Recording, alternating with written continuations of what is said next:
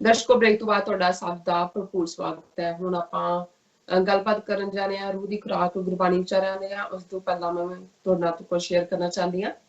ਸੇਵਾ ਕਰਨੀ ਹੈ ਤਾਂ ਘੜੀ ਨਾ ਦੇਖੋ, ਸੇਵਾ ਕਰਨੀ ਹੈ ਤਾਂ ਘੜੀ ਨਾ ਦੇਖੋ, ਪ੍ਰਸ਼ਾਦ ਲੈਣਾ ਹੈ ਤਾਂ ਸਵਾਦ ਨਾ ਦੇਖੋ, ਕੀਰਤਨ ਸੁਣਨਾ ਹੈ ਤਾਂ ਜਗ੍ਹਾ ਨਾ ਦੇਖੋ, ਬੇਨਤੀ ਕਰਨੀ ਹੈ ਤਾਂ ਸਵਾਰਥ ਨਾ ਦੇਖੋ, ਸਮਰਪਣ ਕਰਨਾ ਹੈ ਤਾਂ ਖਰਚ ਨਾ ਦੇਖੋ, ਰਹਿਮਤ ਦੇਖਣੀ ਹੈ ਤਾਂ ਜ਼ਰੂਰਤ ਨਾ ਦੇਖੋ। ਕੀ ਰਾਜ ਸਾਹਿਬ? ਵਾਹ, ਬਿਲਕੁਲ। ਜਿਹੜੀ ਸੇਵਾ ਬਿਨਾਂ ਕਿਸੇ ਡਿਜ਼ਾਇਰ ਤੋਂ ਹੁੰਦੀ ਹੈ ਉਹਨੂੰ ਅਸੀਂ ਨਿਸ਼ਕਾਮ ਕਹਿੰਦੇ ਹਾਂ, ਕਾਮ ਡਿਜ਼ਾਇਰ ਨੂੰ ਕਹਿੰਦੇ ਨੇ।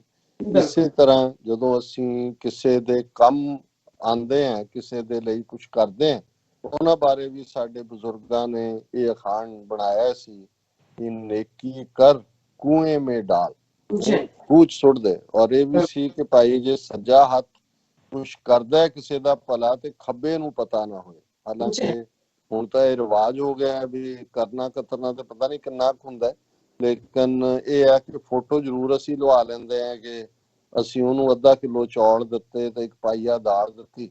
ਔਰ ਇਹ ਜਿਹੜਾ ਪਾਰਟ ਹੈ ਇਹ ਠੀਕ ਹੈ, ਦੁਨੀਆ 'ਚ ਤੁਹਾਡੀ ਵਾਹ ਵਾਹ ਭਾਵੇਂ ਹੋ ਜਾਂਦੀ ਹੋਏਗੀ, ਪਰ ਇਹਦੇ ਚੋਂ ਤੁਹਾਨੂੰ ਖੁਸ਼ੀ ਨਹੀਂ ਮਿਲਦੀ, ਨਾ ਹੀ ਇਹ ਤੁਹਾਡਾ ਕਿਤੇ ਕਬੂਲ ਹੁੰਦਾ ਜਦੋਂ ਕਿ ਤੁਸੀਂ ਨਿਸਵਾਰਥ, ਤੁਹਾਡੇ ਅੰਦਰ ਕੋਈ ਚਾਹਨਾ ਨਾ ਹੋਏ, ਕੋਈ ਵਡਿਆਈ ਦੀ ਜਿਹੜੀ ਹੈ ਉਹ ਭੁੱਖ ਨਾ ਹੋਏ, ਔਰ ਇਸ ਦੇ ਵਿੱਚ ਅਸੀਂ ਕਿਸੇ ਦੇ ਕੰਮ ਆ ਸਕੀਏ।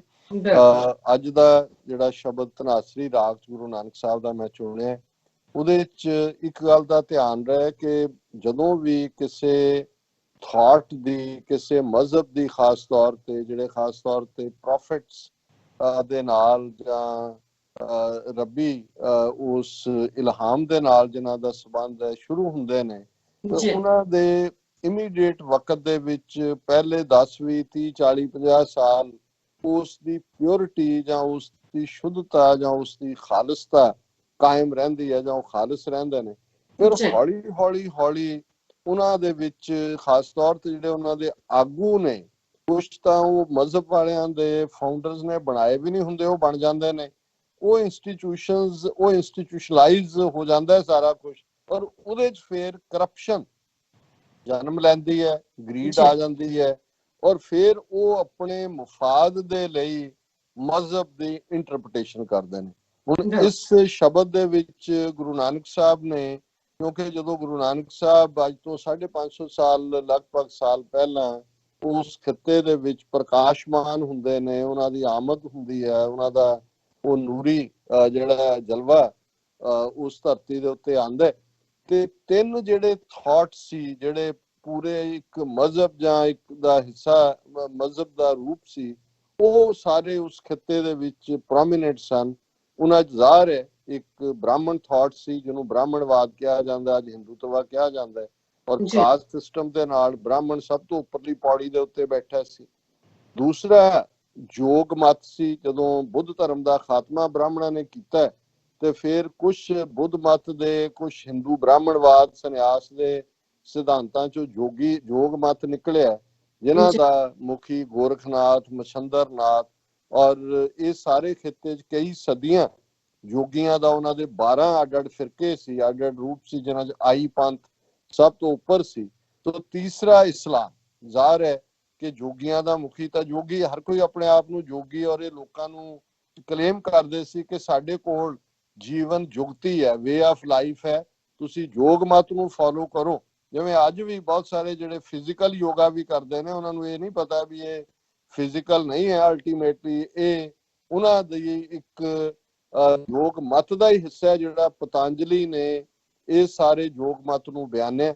ਔਰ ਜ਼ਾਹਰ ਹੈ ਕਿ ਤੀਸਰਾ ਇਸਲਾਮ, ਜਿਹੜਾ ਕਿ ਬੜਾ ਜਿਹੜਾ ਰਿਵੀਲਡ ਰਿਲੀਜਨ ਦੇ ਤੌਰ ਤੇ ਆਸਮਾਨੀ ਕਿਤਾਬ ਨਾਜ਼ਿਲ ਹੋਣਾ, ਕੁਰਾਨ ਮਜੀਦ ਹਜ਼ਰਤ ਮੁਹੰਮਦ ਸਾਹਿਬ ਰਾਹੀਂ, ਲੇਕਿਨ ਵਕਤ ਪਾ ਕੇ ਹੌਲੀ ਹੌਲੀ ਹੌਲੀ, ਭਾਵੇਂ ਪ੍ਰੀਸਟਲੀ ਕਲਾਸ ਨੂੰ ਇਸਲਾਮ ਦੇ ਵਿੱਚ ਕੋਈ ਥਾਂ ਨਹੀਂ ਸੀ, ਜਿਵੇਂ ਸਿੱਖ ਧਰਮ ਦੇ ਵਿੱਚ ਵੀ ਕੋਈ ਪ੍ਰੀਸਟਲੀ, ਕੋਈ ਆਰਡੇਨਡ ਪ੍ਰੀਸਟਲੀ ਕਲਾਸ ਨਹੀਂ ਹੈ, ਪਰ ਇਸਲਾਮ ਦੇ ਵਿੱਚ ਵੀ ਕਾਜ਼ੀ ਹੋਏ, ਮੁੱਲਾ ਹੋਏ, ਜਾਂ ਫਿਰ ਜਿਹੜੇ ਹਾਕਮ ਨੇ, ਉਹਨਾਂ ਨੇ ਆਪਣੇ ਮੁਫਾਦ ਲਈ ਇਹਨਾਂ ਇੰਸਟੀਟਿਊਸ਼ਨਸ ਨੂੰ ਵਰਤਿਆ, ਔਰ ਉਹ ਵੀ ਜਿਹੜਾ ਟਰੂ ਇਸਲਾਮ ਸੀ ਜਾਂ ਉਹਦੀ ਸਪਿਰਿਟ ਸੀ, ਉਹਦੇ ਨਾਲੋਂ ਦੂਰ ਜਾ ਕੇ ਲਾਲਚ ਦੇ ਵਿੱਚ ਔਰ ਨਿੱਜੀ ਮਫਾਦ ਦੇ ਵਿੱਚ ਜਿਹੜੇ ਨੇ ਉਹ ਫਤਵੇ ਵੀ ਦਿੰਦੇ ਸੀ, ਫੈਸਲੇ ਵੀ ਦਿੰਦੇ ਸੀ ਔਰ ਅਦਬ ਤੋਂ ਦੂਰ ਚਲੇ ਗਏ ਸੀ। ਸੋ ਇਸ ਸ਼ਬਦ ਦੇ ਵਿੱਚ ਗੁਰੂ ਸਾਹਿਬ ਨੇ ਇਹਨਾਂ ਤਿੰਨਾਂ ਨੂੰ ਹੀ ਜਿਹੜਾ ਉਹ ਪਹਿਲਾਂ ਉਹਨਾਂ ਦੇ ਜਿਹੜੇ ਗਲਤ ਕੰਮ ਨੇ ਉਹਨਾਂ ਦੇ ਲਈ ਅਕਾਊਂਟੇਬਲ ਬਣਾਇਆ, ਤੇ ਫਿਰ ਅਖੀਰਲੇ ਸ਼ਬਦ ਦੇ ਉਸ ਹਿੱਸੇ ਦੇ ਵਿੱਚ ਉਹਨਾਂ ਤਿੰਨਾਂ ਨੂੰ ਕਿਹਾ ਕਿ ਵੀ ਜਿਹੜੀ ਤੁਹਾਡੇ ਅਹੁਦੇ ਦੀ ਗਰਮ ਹੈ, ਜਿਹੜੀ ਤੁਹਾਡੇ ਅਹੁਦੇ ਦਾ ਮਾਣ ਤਾਣ ਹੈ, ਉਹ ਇਵੇਂ ਬਹਾਲ ਹੋ ਸਕਦਾ ਜੇ ਤੁਸੀਂ ਇਹ ਕਰੋ।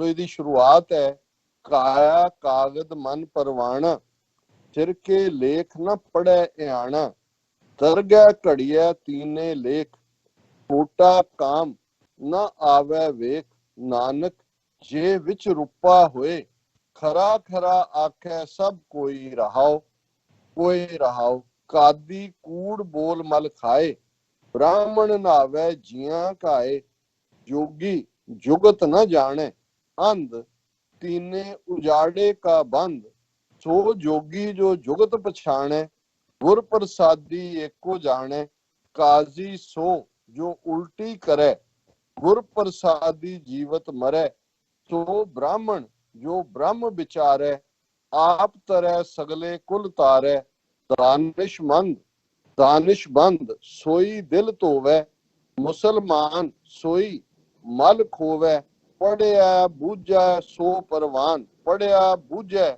ਸੋ ਪਰਵਾਨ, ਜਿਸ ਸਿਰ ਦਰਗਹਿ ਕਾ ਨਿਸ਼ਾਨ। ਹੁਣ ਗੁਰੂ ਸਾਹਿਬ ਨੇ ਸਰੀਰ ਤੋਂ ਸ਼ੁਰੂ ਕੀਤਾ ਕਿ ਇਹ ਰੱਬ ਨੇ ਕਾਇਆ ਬਣਾਈ, ਮਨ ਨੂੰ ਇੱਕ ਕਾਗਜ਼ ਹੈ ਔਰ ਇਸ ਦੇ ਉੱਤੇ ਪਰਵਾਨਾ ਹੁੰਦਾ ਸੀ ਜਿਹੜਾ ਰਾਇਲ ਆਰਡਰ ਹੈ।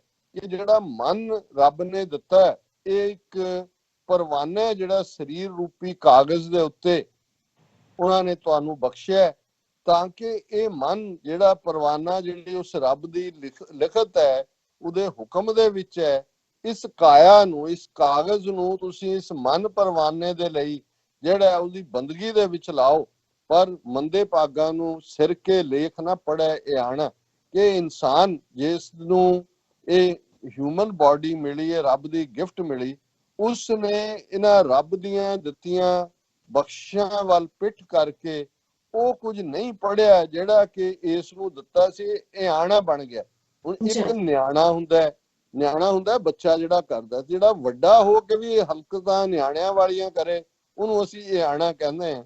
ਫਿਰ ਗੁਰੂ ਸਾਹਿਬ ਨੇ ਫਰਮਾਇਆ, ਦਰਗਹਿ ਘੜੀਐ ਤੀਨੇ ਲੇਖ, ਖੋਟਾ ਕਾਮ ਨਾ ਆਵੈ ਵੇਖ, ਕਿ ਇਹ ਜਿਹੜਾ ਤੁਹਾਨੂੰ ਵਜੂਦ ਮਿਲਿਆ, ਤੇਰੇ ਨਾਲ ਹੀ ਤਿੰਨ ਜਿਹੜੇ ਕਰੈਕਟਰਿਸਟਿਕ ਨੇ, ਰਜੋ ਤਮੋ ਸਤੋ, ਇਹ ਮੇਰੇ ਕੋਲ ਵਕਤ ਨਹੀਂ ਹੈ ਇਹਨੂੰ ਡਿਫਾਈਨ ਕਰਨ ਦਾ, ਪਰ ਇਹ ਸਾਡੇ ਮਨ ਦੀਆਂ ਹਾਲਤਾਂ ਨੇ ਕਿ ਅਸੀਂ ਐਸ਼ੀ ਵੱਲ ਜਾਂਦੇ ਹਾਂ, ਅਸੀਂ ਖਾਣ ਪੀਣ ਔਰ ਚੰਗੀਆਂ ਲੁਕਸ ਔਰ ਪਹਿਰਾਵਿਆਂ 'ਚ ਫਸੇ ਹੋਏ ਹਾਂ, ਜਾਂ ਸਤੋਗੁਣ ਹੁੰਦਾ ਜਿਹਦੇ 'ਚ ਤੁਸੀਂ ਨੇਕੀ, ਬੰਦਗੀ, ਭਲਾਈ, ਇਨਸਾਨੀਅਤ ਇਹ ਸੋਚਦੇ ਹੋ। ਕਿ ਰੱਬ ਨੇ ਤਾਂ ਤਿੰਨੋਂ ਹੀ ਰਜੋ ਤਮੋ ਸਤੋ ਦੇ ਨਾਲ ਸਾਨੂੰ ਭੇਜਿਆ। ਦਰਗਹਿ ਇਹ ਉਹਦੇ 'ਚ ਸੀ, ਖੋਟਾ ਕਾਮ ਨਾ ਆਵੈ ਵੇਖ, ਪਰ ਇੱਕ ਗੱਲ ਦਾ ਧਿਆਨ ਰੱਖ ਕੇ ਉਸ ਰੱਬ ਦੀ ਦਰਗਾਹ ਦੇ ਵਿੱਚ ਖੋਟਾ ਕੰਮ ਜਿਹੜਾ ਤੇਰਾ ਉਹ ਕਿਸੇ ਲੇਖੇ 'ਚ ਨਹੀਂ ਪੈਣਾ। ਫਿਰ ਗੁਰੂ ਸਾਹਿਬ ਨੇ ਉਦਾਹਰਣ ਦਿੱਤੀ, ਨਾਨਕ ਜੇ ਵਿੱਚ ਰੂਪਾ ਹੋਏ, ਖਰਾ ਖਰਾ ਆਖਿਆ ਸਭ ਕੋਏ। ਹੁਣ ਰੂਪਾ ਕਹਿੰਦੇ ਨੇ ਚਾਂਦੀ ਨੂੰ, ਉਸ ਜ਼ਮਾਨੇ 'ਚ ਚਾਂਦੀ ਦੇ ਰੁਪਈਏ ਹੁੰਦੇ ਸੀ, ਔਰ ਜ਼ਾਹਰ ਹੈ ਜਿਵੇਂ ਅੱਜ ਭਾਵੇਂ ਕਾਗਜ਼ ਦੀ ਕਰੰਸੀ ਹੈ, ਜਾਲੀ ਜਿਹੜੇ ਨੇ ਛਾਪਣ ਵਾਲੇ ਵੀ ਆ ਜਾਂਦੇ ਨੇ, ਸੋ ਉਦੋਂ ਵੀ ਜਾਲੀ ਲਿਸ਼ਕਣ ਵਾਲਾ ਕੁਝ ਪਾ ਕੇ ਤੇ ਖੋਟੇ ਰੁਪਈਏ ਜਿਹੜੇ ਨੇ ਉਹ ਚਲਾਉਣ ਦੀ ਕੋਸ਼ਿਸ਼ ਹੁੰਦੀ ਸੀ। ਪਰ ਗੁਰੂ ਸਾਹਿਬ ਕਹਿੰਦੇ ਨੇ ਕਿ ਉਹੀ ਚਾਂਦੀ ਦਾ ਰੁਪਈਆ ਅਸਲੀ ਹੈ, ਨਾਨਕ ਜੇ ਵਿੱਚ ਰੂਪਾ ਹੋਏ, ਜੇ ਉਹਦੇ 'ਚ ਖਰੀ ਚਾਂਦੀ ਹੈ ਤੇ ਉਹ ਸਿੱਕਾ ਵੀ ਖਰਾ ਹੋਏਗਾ। ਖਰਾ ਖਰਾ ਆਖਿਆ ਸਭ ਕੋਏ, ਫਿਰ ਸਾਰੇ ਕਹਿਣਗੇ ਠੀਕ ਹੈ, ਜਾਲੀ ਨਹੀਂ ਹੈ। ਇਹ ਇਨਸਾਨ ਨੂੰ ਸਮਝਾਇਆ ਕਿ ਭਾਈ ਜੋ ਤੂੰ ਕਰਦਾ ਰੱਬ ਦੀ ਦਰਗਾਹ ਦੇ ਵਿੱਚ ਇਹ ਦੇਖਿਆ ਜਾਂਦਾ ਹੈ ਕਿ ਭਾਈ ਤੂੰ ਖਰਾ ਕੰਮ ਕੀਤਾ ਜਾਂ ਖੋਟਾ ਕੀਤਾ। ਹੁਣ ਉਹਨਾਂ ਨੇ ਇਹਨਾਂ ਤਿੰਨਾਂ ਹੀ ਮਜ਼ਹਬ ਦੇ ਆਗੂਆਂ ਨੂੰ, ਪਹਿਲਾਂ ਉਹਨਾਂ ਨੇ ਕਾਜ਼ੀ ਦੀ ਗੱਲ ਕੀਤੀ, ਅਰਬੀ ਦੇ ਵਿੱਚ ਉਹਨੂੰ ਕਾਦੀ ਵੀ ਕਿਹਾ ਜਾਂਦਾ, ਕਿ ਭਾਈ ਇਹਦਾ ਕੰਮ ਸੀ ਟਰੂਥਫੁਲੀ ਜਿਹੜਾ ਨਿਆਂ ਕਰਨਾ, ਅਦਲ ਕਰਨਾ, ਪਰ ਇਹ ਝੂਠ ਦੇ ਉੱਤੇ ਆ ਗਿਆ, ਕੂੜ ਬੋਲ ਮਲ ਖਾਏ। ਹੁਣ ਇਹਦੇ ਲਈ ਤਾਂ ਸੀ ਕਿ ਇਹਨੇ ਹਲਾਲ ਦੀ ਕਮਾਈ ਖਾਣੀ ਹੈ, ਪਰ ਇਹ ਹਰਾਮ ਦੀ ਕਮਾਈ ਖਾਣ ਲੱਗ ਗਿਆ, ਝੂਠ ਬੋਲਦਾ ਹੈ, ਵੱਢੀ ਲੈਂਦਾ। ਬ੍ਰਾਹਮਣ ਨਾਵੇ ਜੀਆਂ ਕਾਏ, ਬ੍ਰਾਹਮਣ ਬੈਠਾ ਲੋਕਾਂ ਨੂੰ ਉਪਦੇਸ਼ ਕਰਨ, ਪਰ ਇਹ ਤਾਂ ਜ਼ਾਲਮ ਹੈ, ਬੁੱਚੜ ਹੈ, ਇਹ ਜਿਹੜੀਆਂ ਇਹਦੀਆਂ ਨੀਤੀਆਂ ਨੇ ਇਹ ਗਰੀਬਾਂ ਦਾ ਖੂਨ ਨਿਚੋੜਨਾ ਹੈ, ਜੀਵਾਂ ਦਾ ਘਾਤ ਕਰਦਾ ਹੈ, ਉਹਨਾਂ ਦੇ ਖੂਨ ਦੇ ਨਾਲ ਇਹ ਜਿਹੜਾ ਨਹਾਉਂਦਾ ਹੈ। ਮਤਲਬ ਇਸ ਲੈਵਲ ਦੇ ਉੱਤੇ ਜ਼ਾਲਮ ਹੈ।